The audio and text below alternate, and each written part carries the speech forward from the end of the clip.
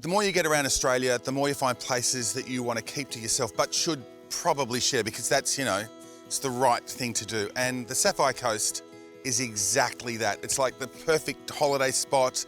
It's pristine where the bush falls into the ocean. It's almost too much to take in for yourself. I'd say it's almost too much to discover by yourself too, Andrew. I think that's exactly what I meant, Maddie. Yes, I think that was the plan, yes. Well, look, it's 3 hours from Canberra and it's halfway between Sydney and Melbourne, and I can't wait to rediscover this part of the coast. Rediscover? Yes. You've been here before. I'm not going to tell you just yet, but it might come out later in the episode. Okay, and the all-new, very red Impreza. Isn't she gorgeous? Yeah, her name's Ruby. I've named her. Lovely. What's yours? Mine's the Crosstrek.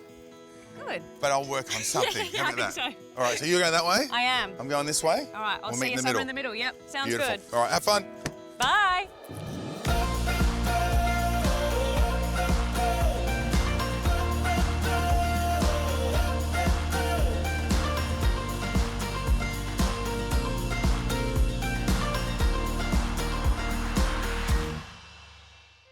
That romance of the open road is like a lure tempting all of us, a calling almost, a chance to discover those things you expect to find and to be brilliantly surprised along the way. The road trip, whether it be near or far, is where we create some of our fondest memories. Sometimes it's about the destination, but maybe, just maybe, it's as much about how we get there, the cars we drive, the people we travel with, the friends and the moments we collect along the way. Subaru's Great Australian Detour is a celebration of the driving holiday, an unfinished roadmap of inspiration. It's about the detours we take to find the gems that sustain us to our next adventures. It's about Australia, the greatest detour there is. On this Great Australian Detour, we're on the south coast of New South Wales, from the Eurobodalla region to the Sapphire Coast. Eurobodalla means the land between waters, so we'll explore a bit of that in funky places like Mogo and Tilba, some history, some animals, throw in a milky chase-up, all in the 2024 Subaru Crosstrek all-wheel drive 2.0S. Then, it's time for the coast, and what a spot. Maddie will be taking to the road in style in the 2024 Subaru Impreza all-wheel drive 2.0S. Now, I don't know about you, but when I'm packing for a road trip like this one, checklists for me are just essential. Have I got my drink bottle? Tick. Have I got my favourite lip balm? Tick. Have I got my snacks, sunny, sunscreen? Tick, tick, tick. And I think, yeah, I'm set, I'm ready to go. And then I get about an hour into the trip and it just dawns on me. It's like a vision comes across. I've left the phone charger plugged into the wall beside my bed. Classic, it happens all the time, but luckily, thankfully, the Impreza has my back, with a wireless charging pad right here in the centre console. It's an absolute game changer, whether you're just forgetful like me or you just love the convenience. Simply pop your Qi-enabled smartphone down on the charging pad below and voila. Or for an even faster charge, you can actually plug your phone into the USB-C port. There's also wireless Apple CarPlay and Android Auto connectivity, so you have literally everything you need, all the road trip essentials, right at your fingertips.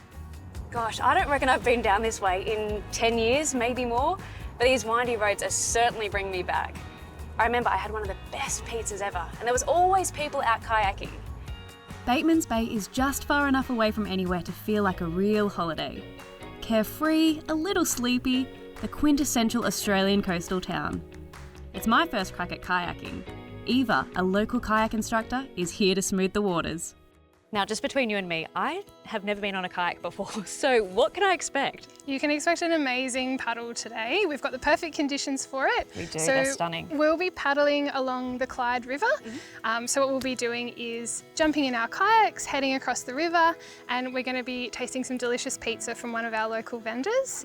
The other word for the Clyde is the bundu, which is the local Indigenous word for the Clyde, which means deep water. Okay. So it would have been once upon a time a travel route for the local Indigenous mob here, as well as a source of food and a source of play, which is what we're going to be doing today, playing on the river. I love that whole combination. Yeah, that's really fascinating. So who came up with the pizza and the paddle? Because that is just an unreal combination if I've ever heard of one, and I don't know why we haven't done it before.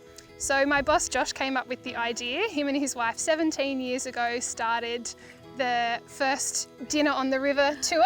Yep. They used to cook it themselves, but now we just order some beautiful pizza from our lovely vendors across the river. You are definitely in for a treat. It's going to be great. Okay, well, I'm hungry and I'm ready to go. So if the pizza's ready, I'm ready. Let's do it. Okay, amazing. The weather's perfect, and on a day like this, I can't imagine anyone who wouldn't love it. Families, romantics, from first dates to 50th anniversaries, even adventurers. It's a place to dip in and tune out and immerse yourself in what has to be the best way to experience the Clyde. There's even an oyster tour, which is not for me yet, because there's not much sustenance in an oyster, but pizza. And for the record, I am starving. We did it. I see a pizza. Oh my goodness, thank you so much. Whoa, look at this. Well, that gives a whole new meaning to dinner with a view.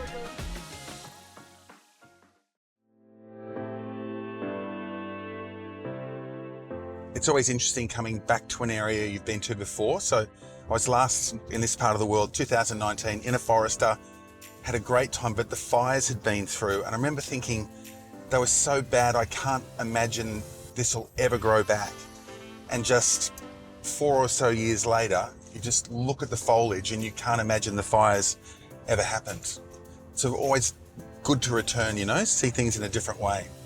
The town of Mogo is actually pretty interesting, especially in that fire sense from 2019.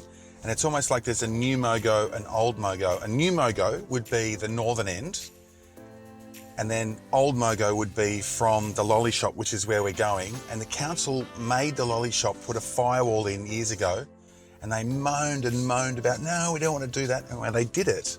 And that firewall is now famous as the wall that saved southern Mogo, because the fire got there, stopped, and couldn't get any further. Oh, and this is it. And we've got a park. This is Will's place, a classic story of a holidayer who settled 33 years later. The Fudge Shop, or the middle of Mogo, is a local institution with everything from coffees to lollies to games. His is an empire built on fudge. So Will, this is the wall, isn't it? The wall that saved, well, South Mogo at the very least. Yeah, this is the wall. Okay, and it's true that you moaned about it, that you didn't want it. It was expensive, it was time consuming, and we didn't think it was necessary. Right, and in the end it was the saviour. Yes, we have to praise council, which... No one wants to praise cow. And so the only damage is just that little bit of smoke damage there. Yes. Okay. To the interior of the building, a few cracks and staining on the outside. Right, and so I'm just assuming that that's there as a reminder, Yeah. not because you're lazy and you can't be bothered. Okay, well, you were lucky, certainly, so We were it's certainly great lucky. that you're still here and doing well. What a shop. Thank you. Yeah, you're welcome. Let's get some fudge. Okay. I eventually settled for the cookies and cream, but did pack in a fair bit before deciding. I've got me fudge. Super Dad has arrived. I love the tech in this car, and it's full of it. But I think one of the things I love the most is it's like a bird's eye view of the vehicle from above. And I've looked up there, and there is definitely no camera. And what it is, camera under that mirror, camera under that mirror, camera in the front grille, and then one in the back. And that's all stitched together. And it's brilliant for parking, right? So you can see the front and the back of the car. But it's also really good for when you're leaving. So you can see where you are in relation to the gutter, how close you are. Look at that. Where the wheels are turning. So I can see I'm not going to go anywhere near it. I can change the view. Perfect. Handbrake. Truck go by. So off we go. Mogo's other claim to fame, and it's a big one, is Mogo Wildlife Park. About 2 minutes from the centre of town, and to be honest, it's much more than I expected. And certainly bigger and better than I remembered. It's amazing how this place has changed. So we used to camp in Narooma, and we go to Tilba, which is where we're going to go a bit later, have an ice cream, and then come to Mogo Zoo. And I promise you, 15 years ago, it was half the size, maybe less. Just, it felt like a couple of lions and kangaroos. Now, whoo, everything. Lions, zebras, giraffes, the the gorilla, the silvery gibbons, hyenas. It's amazing, actually. Chad Staples is managing director, and he just happened to raise a baby gorilla for the first 6 months of its life. He's pretty cool. So Chad, it's a big history for Mogo, isn't it? Yeah, it's an interesting start. An amazing family business that actually started as a taxidermy museum. So you're talking over 30 years ago. In the very, very beginning. The very beginning. And then animals slowly came in. That's right. They obviously had a passion for animals, but then the collection just diversified. Yeah, and they're much more interesting when they're alive. Yeah, there's a little bit more to the keeping of them. Yeah. But yeah, much more interesting. Okay, and so how's it changed apart from size? I mean, obviously there's many, many different types now. Yeah, well, that's one of the most interesting things. It's just continued to diversify. You're talking about one of the most amazing collections of animals anywhere, right here on the south coast. Like great apes? Yeah, from the smallest of primates, so Yeah. pygmy marmosets Yeah. through to gorillas. Huge, iconic giraffe, lions, tigers. It's phenomenal. And so take this the right way, in Mogo, right? That's right. Like Mogo, which is like the middle of, Yep. you know, it's Mogo. An It's idyllic amazing place, in but Mogo. yes, that's right. It used to be known as a gold mining town. Yeah. But now the zoo is just such an iconic destination down here. Yeah. It's amazing. I mean, we certainly visited with our kids. You know, that was one of our holiday things on a day when it wasn't sunny. Well, what's the best thing to see, do you reckon? What's your favourite? Now I've got to show you everything. You'll be the one that then tells me what's your favourite after the fact, but we've just got to go for a wander. Okay, cool. Let's go. Let's do it. It has to be the gorilla, the big silverback, for the sheer size of him and the power and the way he said so much without saying anything at all. Oh. Feels inappropriately nice. It's like chocolate for the giraffes. We're going to Tilba after this. Dive in, ladies. There you go.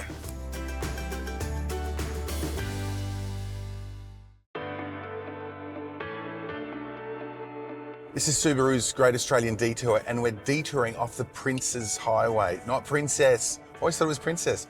Prince's Highway to Tilba, the Tilbas.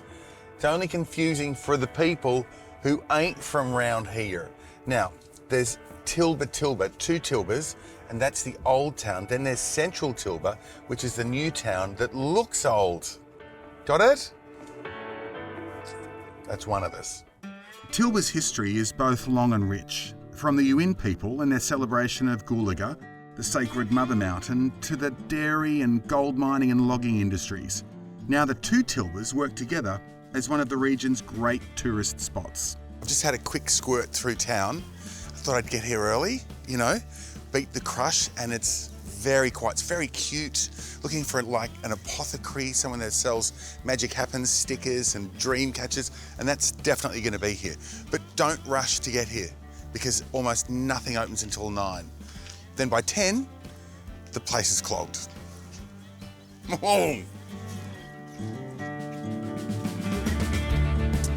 See, this is like the perfect shop.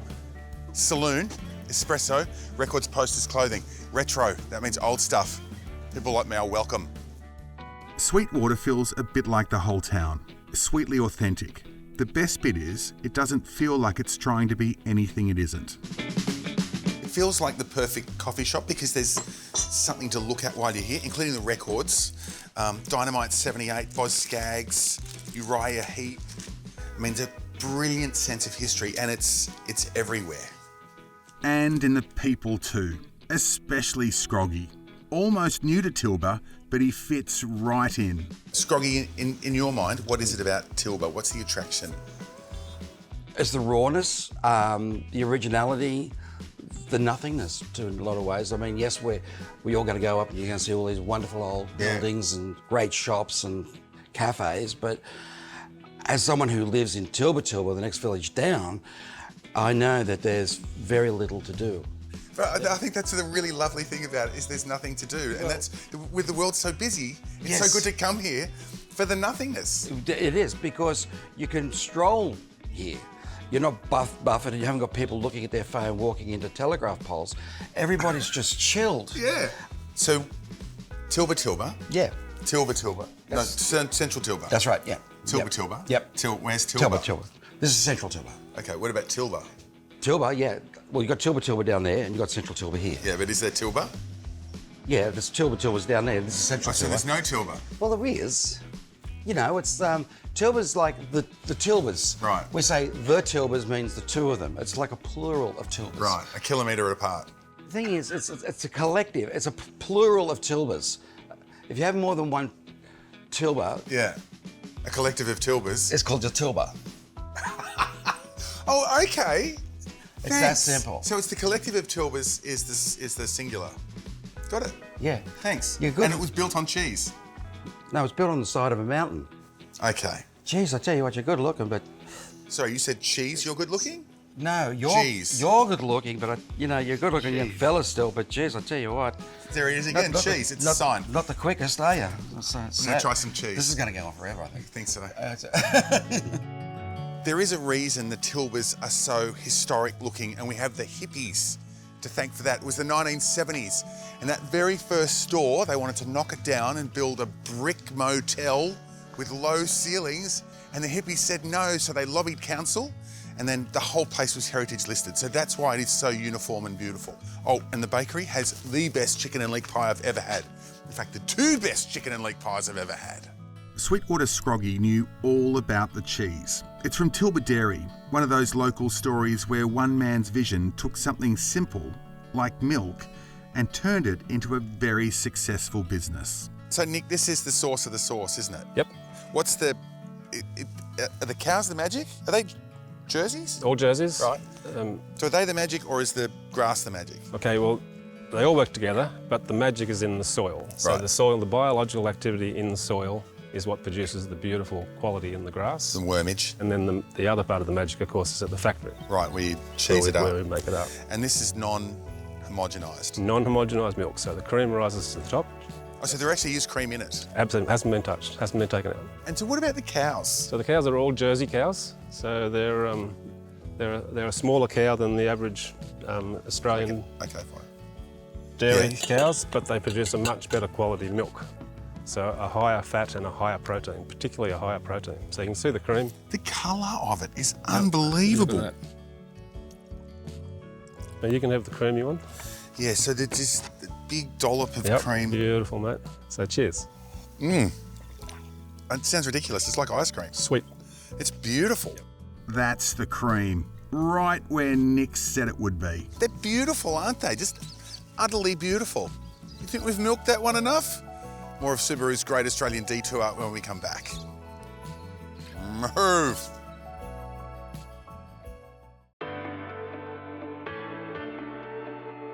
For me, taking the detour along the Sapphire Coast is just a way to get out of the familiar. One minute you've got this gorgeous ocean next to you, and then the next minute you're in this rainforest. And it's like, yeah, sure, anyone can go down the highway and just stop into a servo if you need, but where's the fun in that? You know, why not just take that extra 10 minutes or that extra hour and pop into a local cafe for a coffee, or go see the view at the lookout? It's stopping into those towns along the coast where everyone says good morning, or it's just seeing a new part of the country, or taking the dirt road. And it makes you sort of stop and think, well, why don't I do this more often? Sarah from the Woolshed must have had the same idea. She came to the Sapphire Coast 4 years ago and never left. So Sarah, the drive here, albeit a little bit of a detour, but completely worth it. It was beautiful. Talk me through, what is the Woolshed?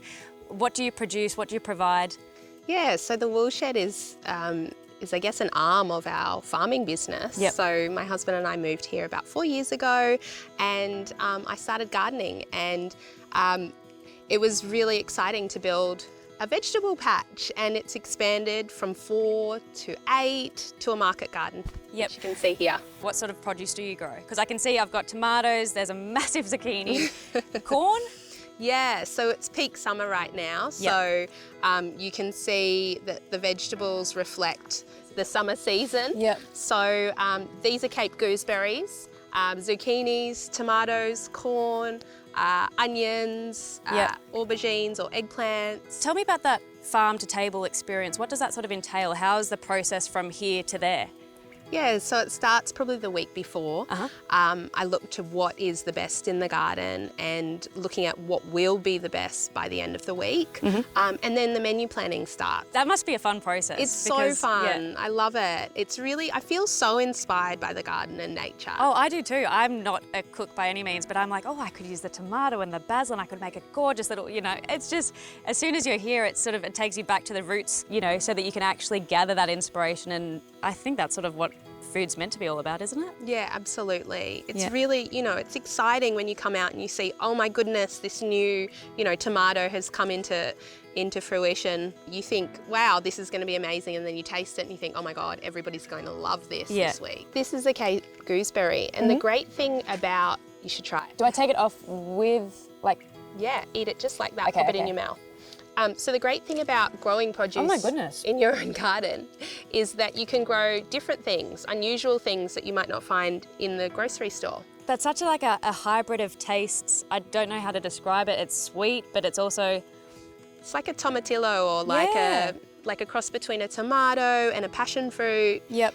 It's completely unusual. It's called a Chinese gooseberry. They have these really gorgeous